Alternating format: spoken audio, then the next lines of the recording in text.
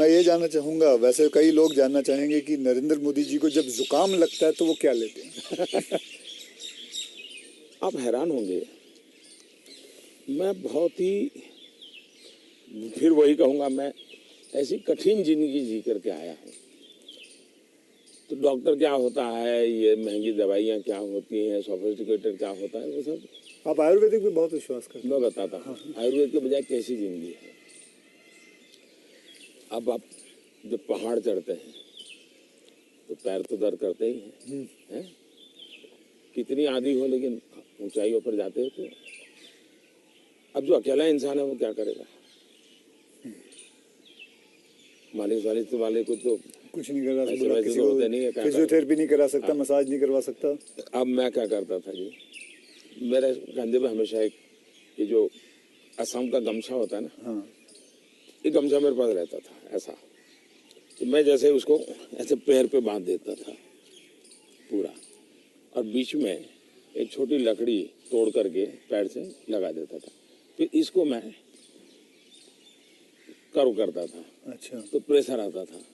ऐसा पूरे बॉडी को मैं अपना मसाज खुद ऐसा तरीका रखता था मैं। तो ऐसी चीज़ें मैं इवॉल्व करता था अपने लिए। मैं बहुत साल पहले कैलाश यात्रा पे गया था पैदल। टोटल यात्रा करीब 1000 किलोमीटर का था। पैदल गया। कुछ और भी लोग थे, बड़े धनी लोग भी वहाँ कभी कभी यात्रा में आते थे।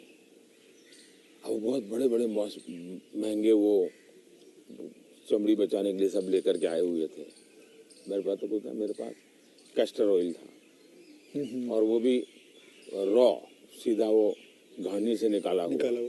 तो उसकी स्मेल भी बहुत खराब होती है, तो मैं उसी को लगाता था। अब ये लोग 5वें 6ठे दिन मुंह नहीं धो सकते थे, क्योंकि उनकी चमड़ी जल करके छील करके लटक गई थी, तो वो बड़े परेशान रहते थे। और मुझे कुछ नहीं होता था, बड़ा मैं तेज तर्रार रहता था। तो मुझे पूछने लगे कि आप क्या करते हो? मैंने कहा कुछ नहीं भाई, कैस्टर ऑयल लगाता हूँ मैं।